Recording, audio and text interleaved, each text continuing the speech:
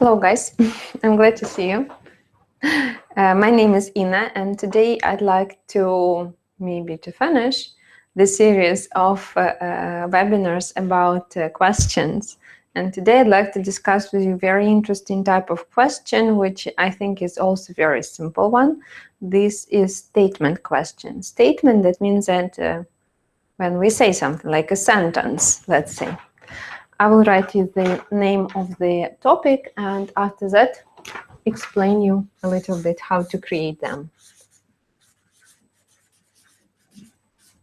Statement questions.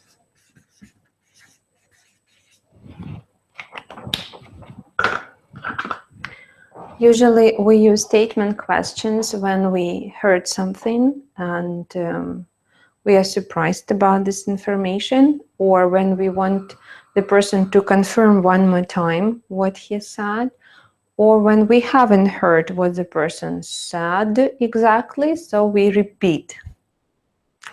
For example, did you hear Peter is giving up his job?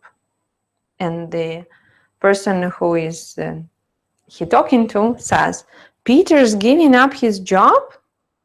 Like he's surprised, maybe he hasn't fully understood what the person said or hasn't fully heard what the person said. I want you to show the difference between statement questions and just question forms. I'll write here question form.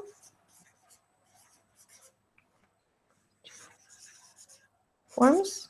And here I will write statement as questions.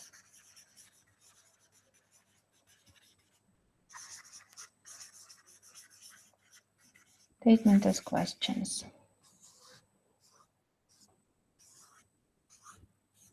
Okay.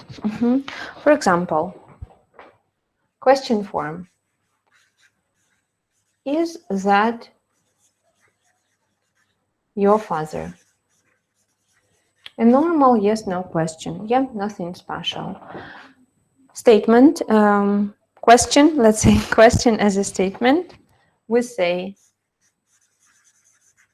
that is your father. Father. That is your father. And we ask the question, that is your father. Let's ask one more. Do you pay at the end, for example, when you travel by bus? This is a usual question. Statement is a question. You pay at the end? You pay at the end? You pay at the end? Like that. And we can create it from anything. So from any question. So what is statement question? This is when we have like a statement, but at the end we put a question mark. When we write something, we put a question mark, like this one, and when we speak, we use either falling or rising intonation. Usually we use rising intonation, I have to say. So I will write here like that. Rising intonation.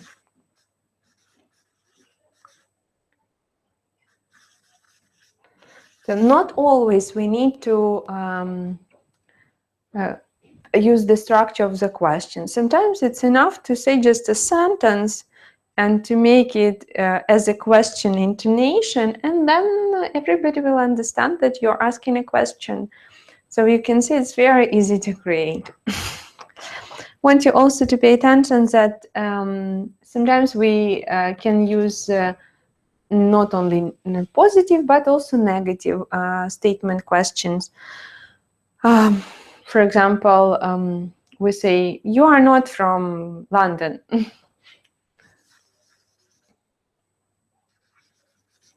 You aren't from London.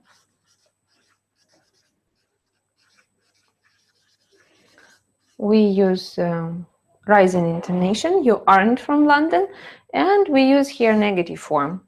it's also possible. I think it's sounds all right. I think, as for me. Falling intonation is possible to use when we really don't know the answer. But in this case, usually we just use a question form. And this one we more use for confirmation, and that's why it's better to use rising, I think, as for me. And so that's it. So the structure of the statement questions is very simple. We use subject, verb, object, or place, or time, and at the end we just need to use a question. It's more typical, of course, for spoken language, and of course it's informal, quite informal, so don't use such questions in business correspondence. I don't suggest doing that. But in general, if you are lost, if you don't know how to ask the question, don't worry. Just use a sentence which you want to ask about, but you use the intonation which is rising, and that's when you are expecting the person to answer it. Also pay attention that we don't use such questions with what or where. Mostly we use it like yes, no. We have here yes, no question. So, and this is the statement as a question from yes, no question. Like that. I hope you understood what I was telling you. Well, there is nothing else to tell, let's say. So the structure of statement questions is very simple. What you have to remember, it's about intonation, it's a very important one, and about question word when you write the sentence. Let's look at our practice part. I will show you now PowerPoint presentation in which you will need to create statement questions. I'm sure you will manage that very easily.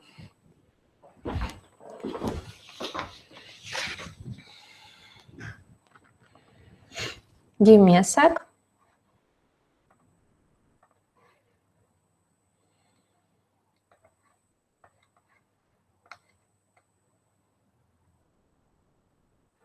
Mm-hmm.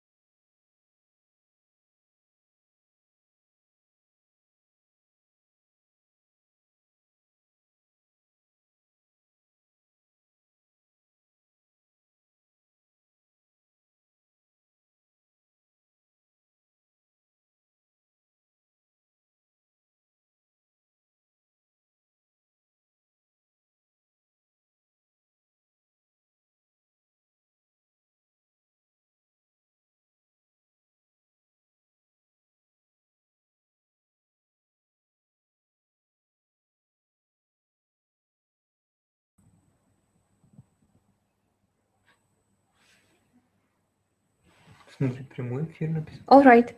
So I will show you now the PowerPoint presentation. Sorry, guys, we had some technical problems with the internet connection, but I'm back online. And I will show you now the PowerPoint presentation, and you will have a practice. Sorry for that, but well, anyway, we are back, and that's a good one.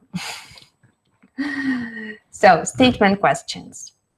We have here with you sentences, and from these sentences, you need to create questions. I think this is very easy to do. Think how to do it.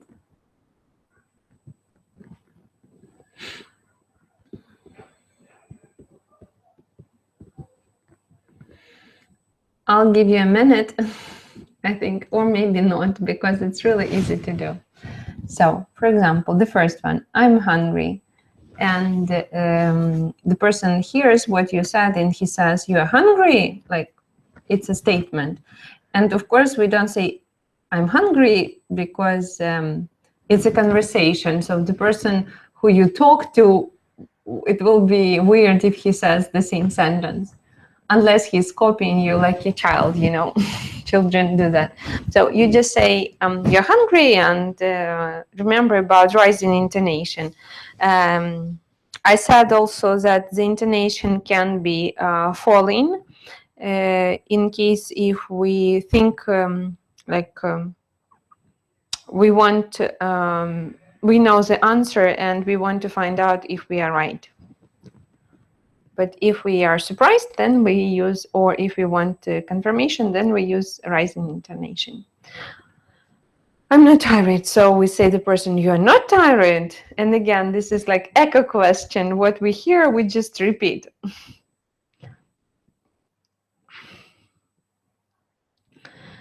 Such questions must be used in conversations, and it's weird just to use them without, just out of the blue.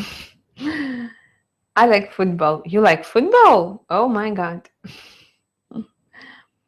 Didn't enjoy the film. You didn't enjoy the film? As you can see, very easily to create. You've never been to South America?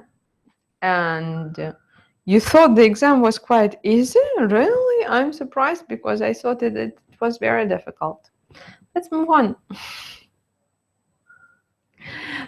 We have here with you like a conversation. Did you hear we've got a test tomorrow? And the person, you have to show surprise and to use a statement question. Again, you've got a minute to think about that.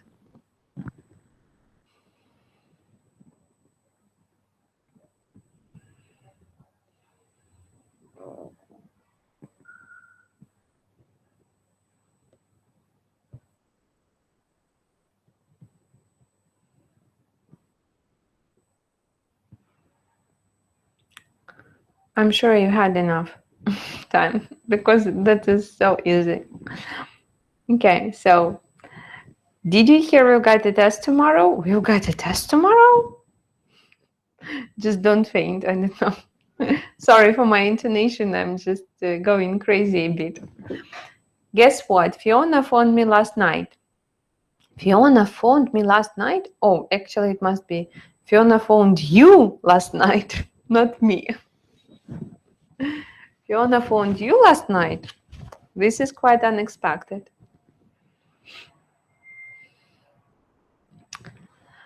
You know, I don't like this ice cream. You don't like this ice cream? You're surprised. Well, me too.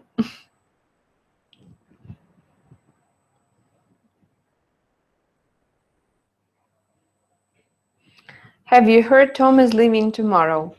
Tom is leaving tomorrow. And one more. Guess what? There is a policeman at the door. There is a policeman at the door? All right, guys. The last slide, and I will stop torturing you. Sorry.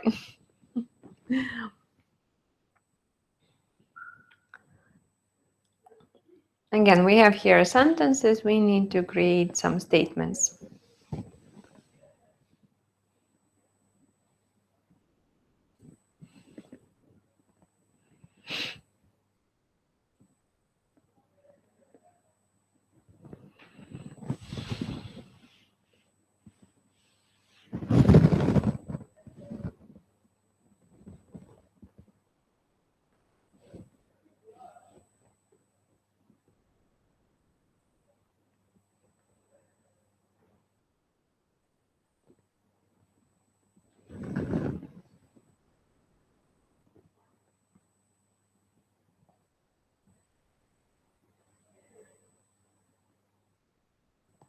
Okay, I guess you are ready. Are you married? You are married? Do you have any children? You have children? Does he enjoy his job? He enjoys his job? Did he arrest anyone yesterday? He arrested someone yesterday? One more time, it's a statement. So as you can see in statements, we don't use question, auxiliary verbs do, does, did. Of course, our verb to be goes back to its normal place, but do, does, and did, they are used in a statement. So does, it's just s at the end, did, it's just ed at the end of the verb. Let's look at two more. It is very expensive, isn't it? It's very expensive. The film was great, wasn't it? The film was great? Like, you can't believe the person that he said that. All right, I will repeat you now all the rules again, and then we will finish our webinars about questions. I'm back.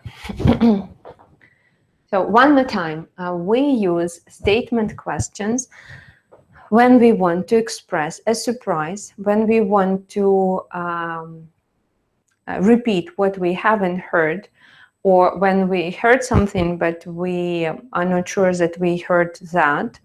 We can also expect some confirmation, like the person said, like, we have exam tomorrow, and you say, we have exam tomorrow, like you want him to confirm one more time that, oh my God, I can't believe that it's happening and I'm going to pass exam tomorrow.